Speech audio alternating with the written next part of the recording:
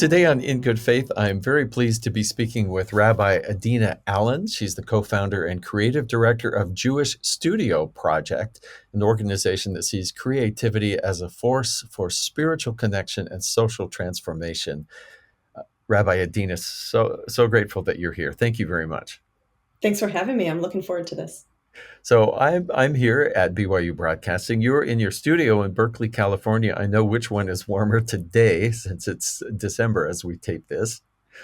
I want to just say a little more about you based on the work of your mother, a renowned art therapist, Pat Allen. Adina has developed the Jewish Studio Process, a methodology for unlocking creativity, and is the author of The Place of All Possibility, Cultivating Creativity Through Ancient Jewish Wisdom. So that's a book that's just out in 2024.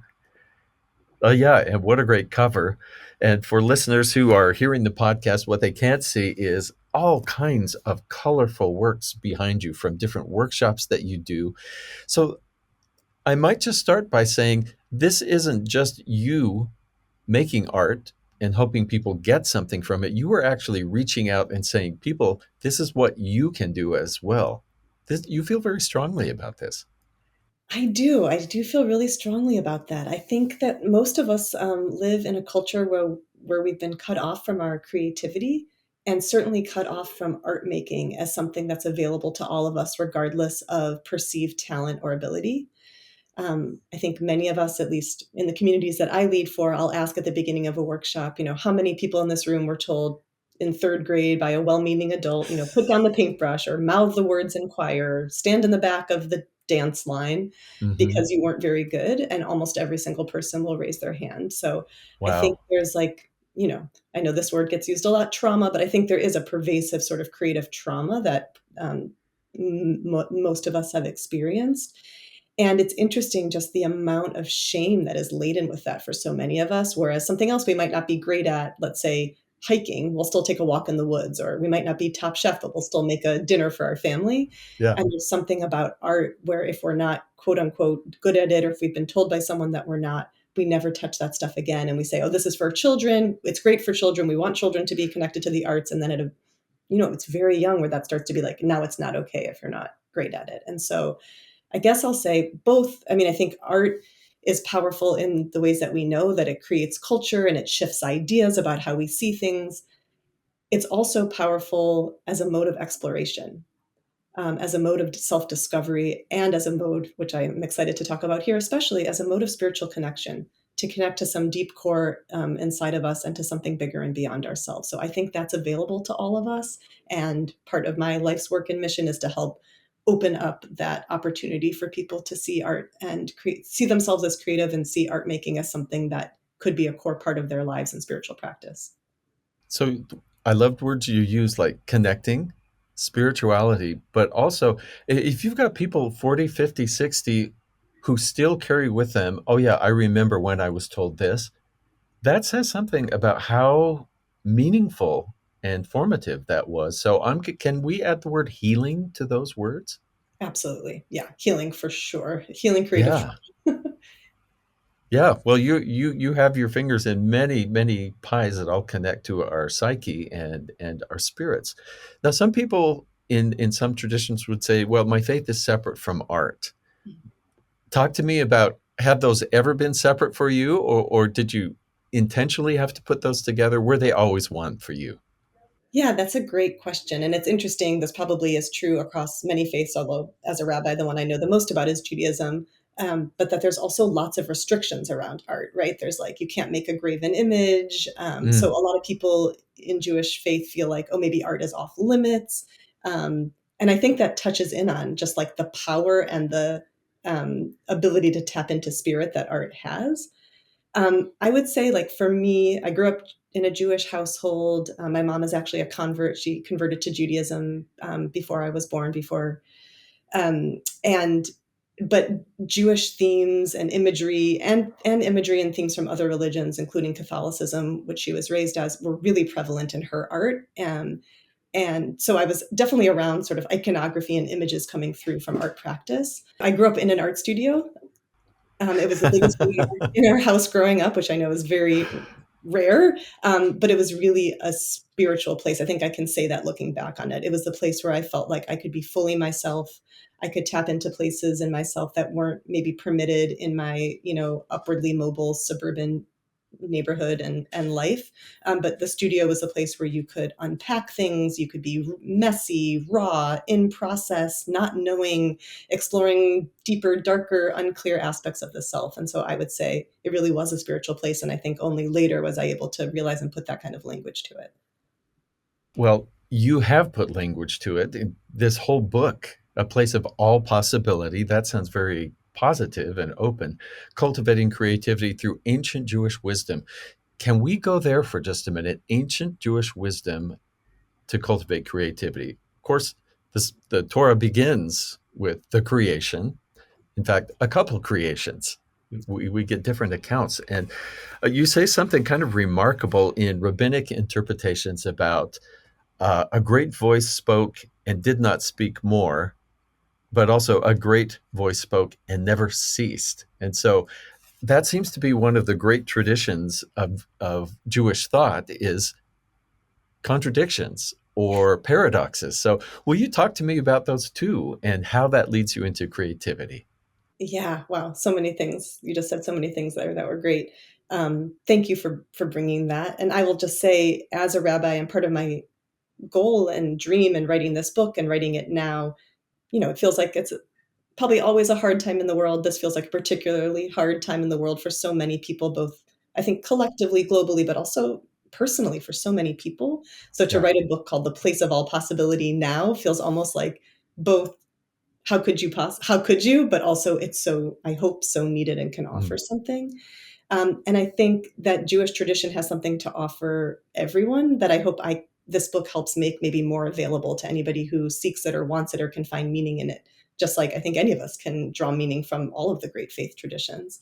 And what you said, I think Judaism does a really great job in the rabbinic tradition of holding complexity, nuance, and contradiction. There's a longstanding tradition of textual interpretation that goes across the ages, right? Like a page of Talmud in the middle has a core text, and then has a discussion about it, and then has other generations along the margins who are discussing that discussion and giving their interpretations, which often contradict with interpretations in the middle of the page.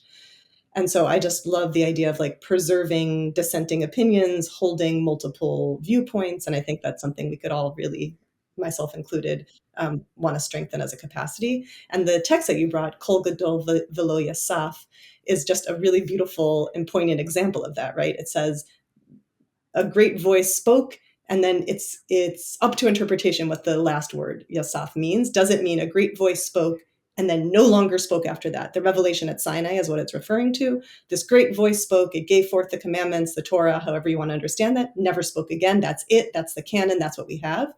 Or it could also be, with playing with the way vowel and punctuation works in Hebrew, it could be read as a great voice spoke and never ceased speaking and is always continually coming forth. And I'll just say one of the things that I find meaningful isn't to collapse into one of those being right or the other. It's actually holding both, that there is this, for me, powerful canon of text that like has accrued so much meaning and richness over time that I do hold in a certain way. And I believe God's voice has never stopped speaking, is continuing to speak to this day. That, and to me, that also says the creative process, the process of creation of the world is ongoing. And how does that happen? It happens through all of us. And so that we're also partners in that ongoing creative work. Which is really interesting. I think an impulse we might have is, well, figure it out. What does it really say? Because I want to know what it really means. But there might be also a delight in the fact that it's slightly ambiguous. And I think that takes a little bit more, actually, maybe a little more faith to say, maybe God's okay with that. Maybe he's going, yeah, I can't wait to see what they do with this. And there are rabbinic texts that show exactly that, God being like, my people have, usurped me in power and in authority, and now it's like it's no longer in heaven, it's in your hands. There's many texts that speak to that.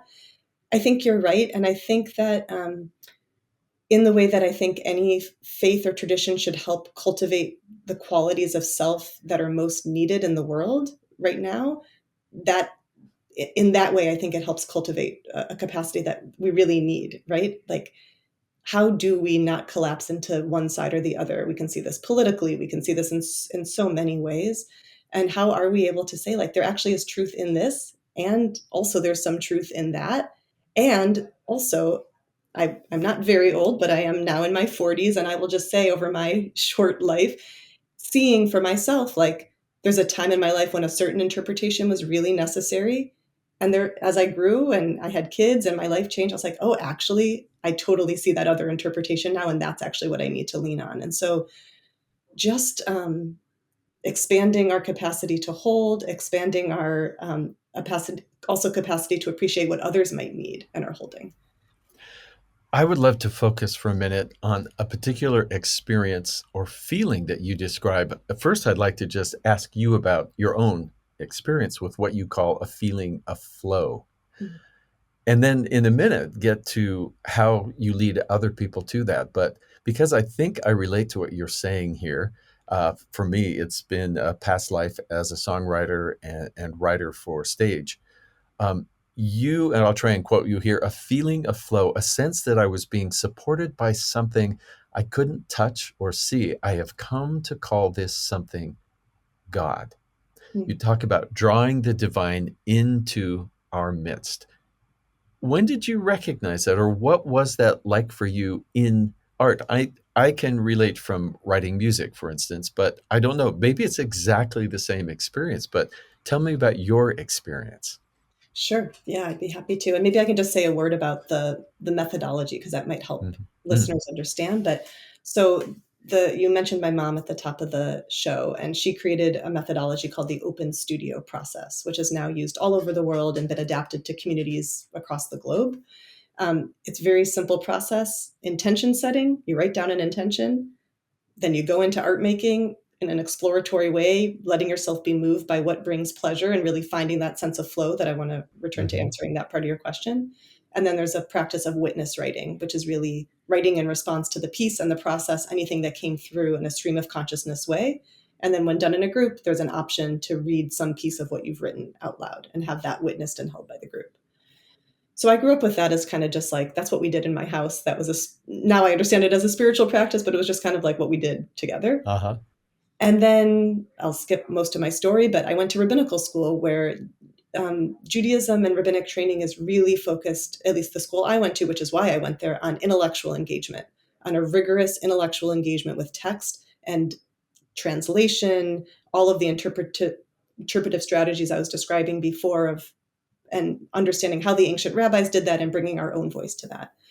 And I felt very stimulated and excited and moved by the intellectual rigor and the debate and that mode of engagement.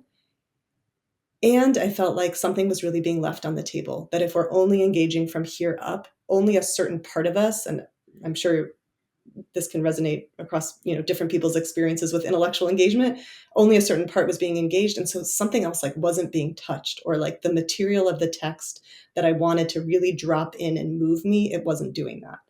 And so I started experimenting with what would happen if I brought the open studio process of intention, art making, and witness after text study. So combining this technique called Beit Midrash, or the house of inquiry, with this art making exploratory practice. After studying, then we write an intention, like, I want to explore this line of the text more, or I want to see how this speaks to something in my life. Then we move into art making. And then by the witness, seeing all kinds of new things that would arise that were not already available to the intellectual mind. And So if, oh, go ahead. I was just going to say one thing, which is to get back to flow, because I know that's what you originally asked about, and I apologize. This is a long roundabout way to get to it. But the core part in this process that art making plays is to access a state of flow. And one of the rules of the studio is to follow pleasure within the parameters of what, is acceptable in the space, to follow where your energy leads you and to let that be your guide. Um, and I think that when we're in a state of flow or pleasure, right, things first, the intellectual material that we engaged in can work on us rather than us only actively intellectually working on it. And also, things get to be like rearranged, new ideas bubble through. The way, I'm curious if you would say this, but when you write a song, you might even say, oh, that song came through me, as opposed to like, I Mm. wrote that song. Same thing. So to me, that's God. That's like the great consciousness. That's however we want to say spirit moving through us and us becoming open and supple enough for that movement to occur. I wonder, are you able to give me an example of maybe a bit of text and what your art turned out to be and what that flow process was? Is that hard to pin down? Oh my goodness. No, I'm just going to look on my desk at like the most recent program that I led. Um, so I lead a monthly program called Have You Made Art About It Yet? Which is titled from the question that my mom would ask me as a kid when I would go to her with a problem. And she would be like, well, have you made art about it yet? Which, as I always say, was super annoying as a 9-year-old, but now has become the sort of, tagline of my life's work. Thanks, But Mom. yeah, thanks, mom. Exactly. So we were looking at these sessions that I lead follow the Jewish calendar cycle, but are really for anybody, whether you're celebrating the Jewish holidays or not. I think that the calendar opens up portals of particular energy that are available at certain times, and that energy is available to anyone. So we were looking at, is this okay to tell you a little bit Yeah, about please it? do. We were looking at Hanukkah, which is next week. So we were preparing for that. And the text that I brought was about, there's a text from the Talmud that says that God, it's talking about the creation story and how on the first day, right, it says, and there was light.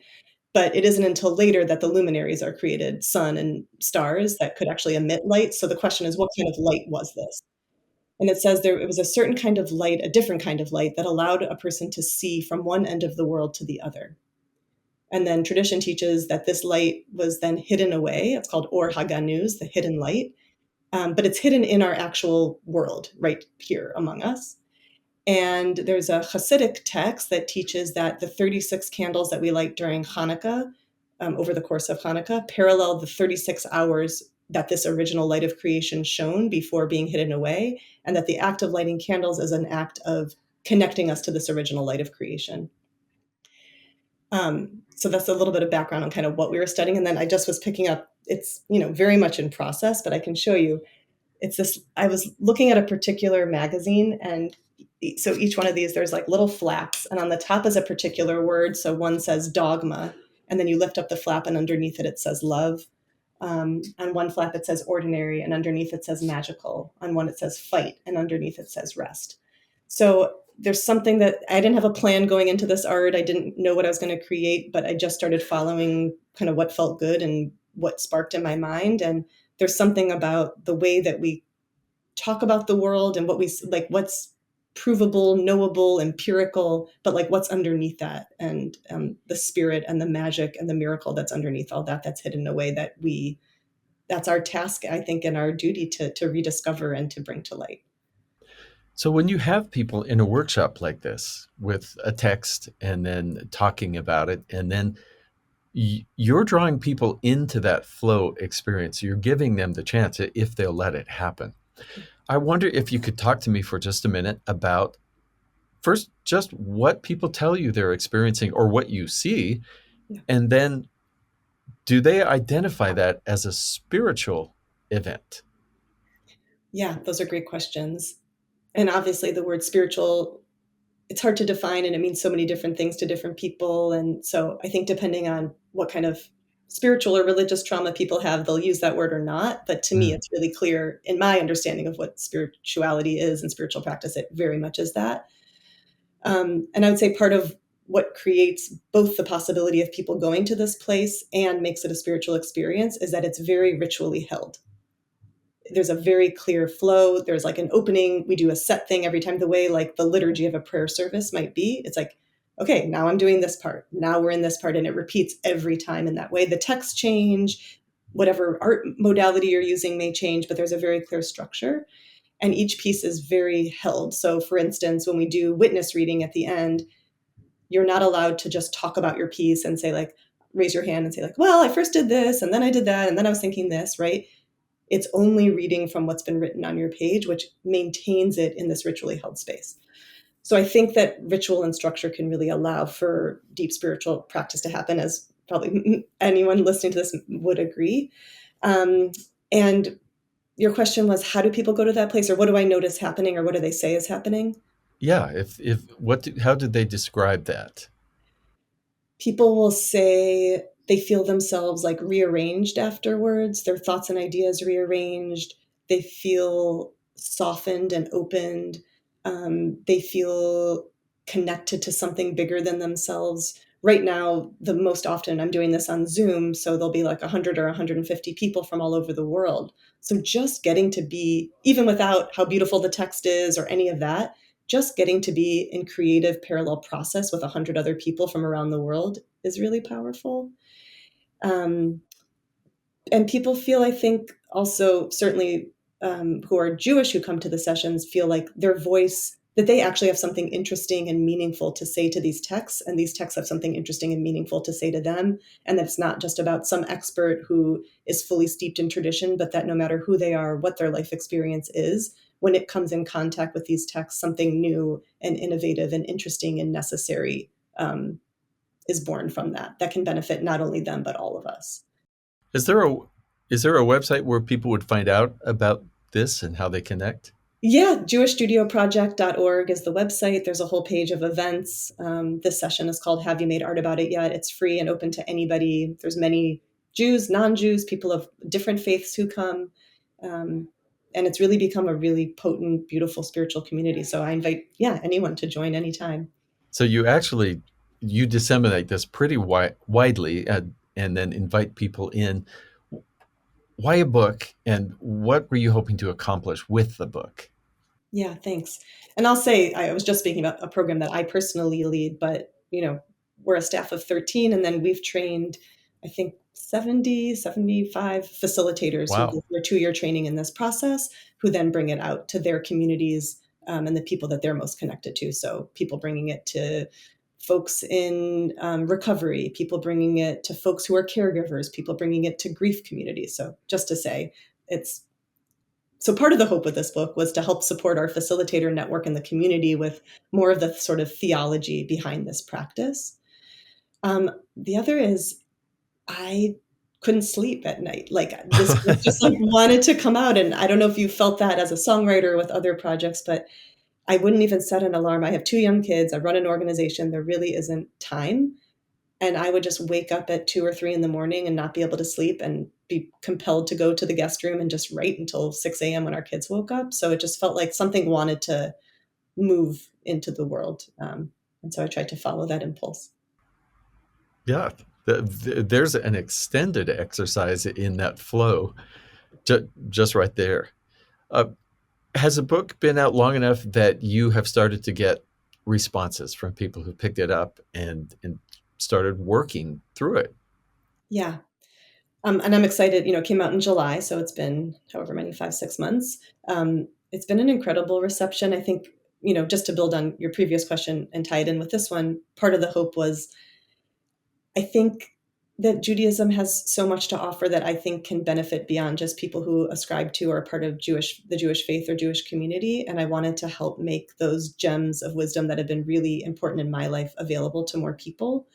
And I don't know, there aren't so many books that have. There's lots of self-protection in the Jewish community for lots of good reasons, and so I Yeah. don't think that a lot of that wisdom has been brought out further. So that was one of the hopes. Um, and yeah, I really felt all of the book talks. I think I've done 22 book talks and then, I don't know, dozens of podcast interviews. And each one has just felt like both it has been received really well, but also I've gotten to learn new things, which makes me feel like it's the right thing to be doing. Like it's not just, it's generative for me as well. Um, I will say the one still stands in my mind. One of the negative, I got a 3-star review on Goodreads, and it was by someone who was not Jewish, who was Christian, who said they felt like I made God too accessible, that God is grand and majestic and he is the almighty, all powerful. And that this book made it feel as though we could like touch and feel God in our everyday lives. And that felt, while they really liked the book, that theologically just felt very problematic. And I really appreciate that articulation. And I would say, well, they really got what I was saying. But I think both. I think God is majestic and powerful and incredible. And that doesn't take away to me to say like, and God is in me and in you, and I can feel God around us in every moment. So Yeah, I can't help but think of Elijah and seeing the storm and the earthquake and everything, but God was not in them. Those were all big and majestic. but then just how quiet God was Mm. for Elijah in that moment, and even just that there was food that appeared out Mhm. of nowhere, and which almost sounds like this remarkable act of creativity just to keep him alive when he'd given up. Totally. And let me ask you about the whole idea. What do you think it means that God made us to be creators like God? Because this theme comes out very strongly. Yeah. There's five kind of core, there's lots of Jewish texts in the book, but there's five core texts. And the first one is the idea that, as you mentioned earlier, Bereshit bara Elohim, that's how Torah begins. The Hebrew Bible begins with those three words. In the beginning, God created. So bara, this word to create, is the first verb that to Mm, describe God. And then a few verses later, we're told that human beings are made b'tselem Elohim, in the image of God. And so for me, that line that we're made in the image of God, many people know, and it can be taken to, support all kinds of beautiful ideas. But one that I find very powerful is that if God, the primary verb of God, the first verb to describe God is to create as creator, and we're made in that image, then we are made in the image of the creative force of the universe. We are all created creative. And that when we are in touch with that place of creativity in ourselves, that's when we're, or at least one of the ways when we are in touch with God as God moves through us, and kind of going back to the idea of like, what is flow? What is it when we're hmm open to something just moving through us that we didn't like rationally think? To me, like that's God. Yeah, but artists often use words like inspiration. Something comes into us, literally Yes, to inspire. The phrase that you just used, that you use in the book, is that we are created creative, which uh, I don't know, you should put a little trademark sign by that and sell bumper stickers. But it's so instructive. And just to hear that, it's like, well, duh, but I'd never put those words to that thought before.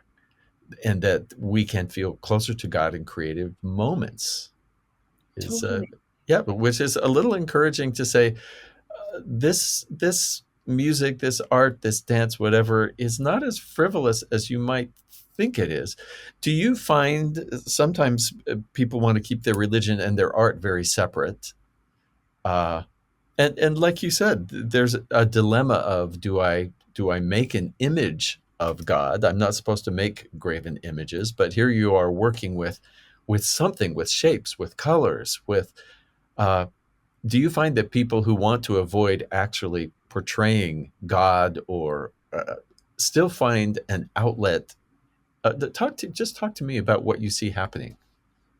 Yeah, absolutely. I mean, in some ways, everything is an image of God, right? But it's but a Yeah, yeah. reflection of God. Like you are an image. We're all images of God. We're just one piece. And again, kind of going back to that idea we were talking about with the multiple interpretations held on a single page.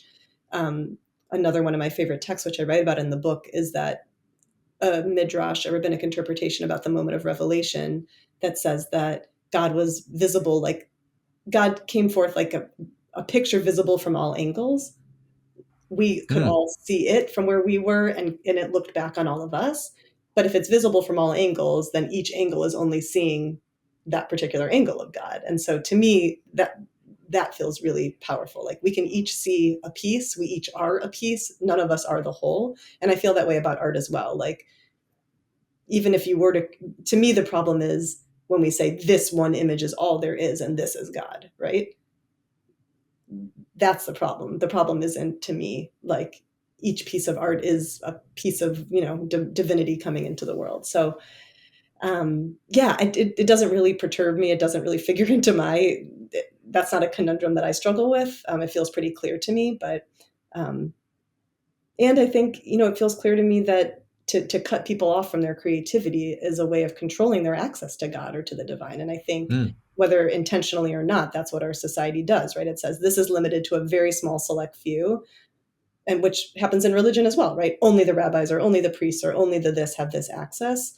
And while as a rabbi, I feel like there's a very important role that rabbis play in training for religious professionals and people who have been, followed this calling, which doesn't mean that everybody doesn't have access and shouldn't have access to that like core feeling and connection to God. So yeah. I feel the same with creativity. Uh, First of all, I sort of wish we were doing an exercise in art right now, one of your one of your sessions. But that's something that people can look for online, including me. Would you, because the time is limited, would you briefly touch on what you call your five core principles of this Jewish studio process, which starts we are created creative. Yeah, sure. Uh, I can build from there. So yeah, yeah. I've spent a lot of time with just the opening lines of Genesis of the Torah, of Breshit in Hebrew, and I just find there's just so much there to unpack that speaks about creativity.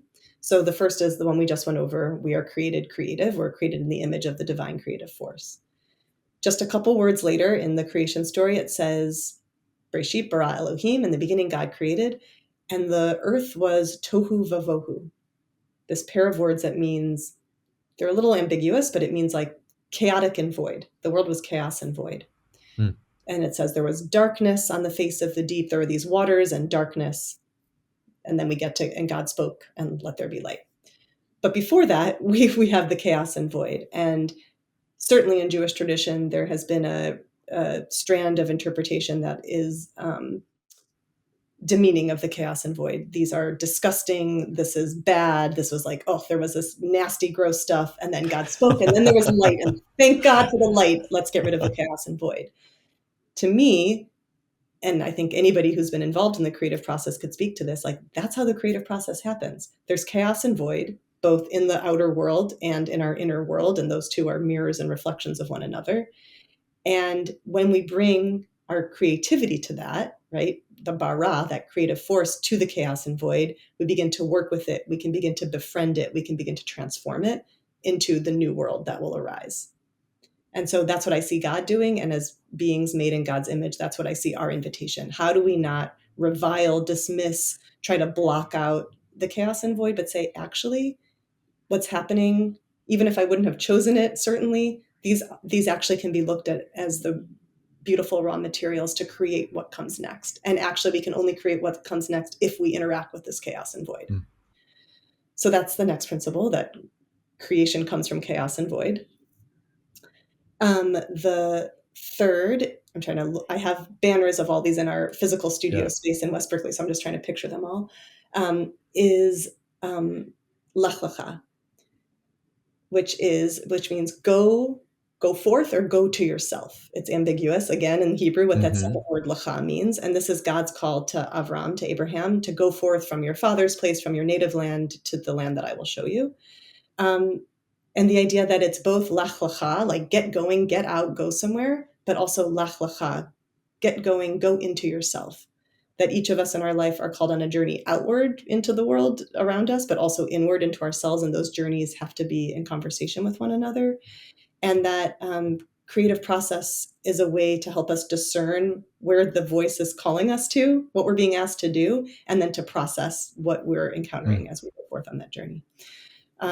The fourth is Ehyeh Asher Ehyeh, which is translates to I will be that which I will be, which is how God self-identifies to Moses at the burning bush when Moses asked God, who should I tell the people is sending me to take them out of Mitzrayim, out of the narrow place? And Right. I think it's really incredible that I would imagine God to say, tell them the God of war is taking them out, or tell them the God, the shield, the sword, the whatever, something powerful and tangible. And instead, God says, tell them basically the force of change and transformation is taking them out of the narrow place into the open expanse, so that we can understand one of God's primary identities as change and transformation, and not as something solid and fixed. So God is a creative process, God's self. Um, and the fifth is Hafochba, which actually comes from the Mishnah, the first compendium of rabbinic texts after Torah, which says, turn it and turn it, for everything is in it. And in its context, that is a line that is said about Torah. We're meant to turn Torah and see it from ever new angles. But I think this is an instruction for all of us in life, like to develop the capacity to turn it, whatever the it is, the newspaper headline, the person across the table from us, our own self-conception, that creative process and creative practice is a way of cultivating the capacity within ourselves to turn things and see them from ever new angles. So I hope that I helps as a quick overview Yeah, of all. yeah, that was super concise and uh, gone into a little more depth in your writing. But the whole idea you've talked about inner and outer mirroring each other, and that sometimes I think what's inside we may not always be able to figure out what it is to get it out. But I think this flow you're talking about and going into art might be a way, or might be is a way to get what's inner to an outer state in some way. Oh, I love that you said that. That's really powerful, and I Well, think I think I'm quoting you back to you. no, I don't think so. No, I mean, looking around at the art around me, I think, especially with visual art, it is a way of taking the inner, bringing it outer, and then you can have a conversation with it. You can build a relationship with it. You can actually like see and touch it and get to know it more. So I do think that that's really helpful. And I think that we often feel in this society that the way to understand the inner is just like deeper, harder intellectual rigor. And I really think that we've kind of seen the limits of that form. And I will say, not to denigrate intellectual inquiry or rigor, I think it's extremely important. I just think it now needs to be held alongside intuition, imagination, so our other ways of knowing, and have those strands Yeah. of who we are and how we know things be more woven together. Have you seen people create art that they said, I don't know what this represents? And then maybe they figured it out somewhere along, like they were surprised. They didn't know what they were doing. Absolutely. Yeah. There is art, even if you know in the moment, like you do a witness writing right after creating it. Hmm. That's why I keep my art up on the walls, because things will ask you years down the line, like, hey, come back and witness me again. And you're like, oh, I actually wasn't ready or able to hear what that piece had to say at that moment. And it's actually now it's available to me. And so I always tell people sometimes, especially since adults and the shame that people have after making art in a session, they'll be like, I'm going to throw this away because I feel like it looks like a child made it or whatever. And I would just say, anybody who might try this at home, like, see what it's like to keep it with you. And I wouldn't say have it available for anyone in your household to look at and comment on. I think that can be damaging, but like keep it in your journal and like revisit it every once in a while and see what it might have to say. Because just like we were talking about with text, a certain interpretation may resonate at a certain time and not another. I think a piece can speak at certain times. We're available to certain messages at certain times in our life. So I totally agree with that. So you're even, I'm hearing you say time can be a collaborator Yes. in the creation of the art. Hmm. And so I guess the last question I was going to ask you actually is on that very subject, time as a collaborator in your spiritual life. What do you know about God, what you call or think of as God now that you did not when you were the 12-year-old girl with your mom saying, did you make art about it? Mm, wow, what a good question. Wow, I might need some time to really think. That's such a deep question. I wonder if my first thought on that is like, I think I always knew, and I think we all know as children at a certain point, God in like a very deep and profound way. And it takes kind of like a going away from that for a certain time, or at least in my own story, and then coming back to it and now having words to be able to explain it and practices to be able to more actively cultivate and access it. But I think I always felt that like deep pull and connection. And now I just have more like psychological, spiritual language for understanding what that is that I originally felt. I wonder if does that resonate for you, or I'm Yeah, curious. yeah, yeah. And it, and we don't have to feel bad that we didn't understand because we were, I think there's a collection phase, which maybe that's the chaos and like, wait, there's too much in here. There's not room for all this. And then a sorting through and the organizing phase that you well described in creation. Yes. Usually we think that's the creation, but that can't happen without sort of the ingredients and everything being sort of muddled around. Yes. And that it's okay that we don't know even, that it comes to us gradually. Absolutely. And that language isn't the ultimate thing. Like there's a knowing before you have language of just like Mm. a sensory bodily truth experience. And then, yeah, maybe when you're older, you're able to put language to it, but all of those experiences are real and valid. So that Uh-huh. feels really important. Well, I can see also, just as a sidebar, that you're probably pretty fun to hang with. because you have great ideas, but they're sort of mixed with the practical and the actual physical Thanks. around you. So you yourself, with your personality and your desire to share this, are to me an evidence that you actually are also sending out light that is stimulating something artistic and spiritual in other people. I feel that just from talking to you from over the electrons from several hundred miles away. So thank you, Rabina. Rabina, that's a contraction of Rabbi Adina. I If love you ever need to save time. it. Rabbi Adina Allen is the co-founder and creative director of Jewish Studio Project, which you can find online. If you want to try this and actually be led through this, why not? And the book is The Place of All Possibility, Cultivating Creativity Through Ancient Jewish Wisdom. What a pleasure to speak with you, and thank you for taking time today. This was wonderful. Thank you so much, Steve.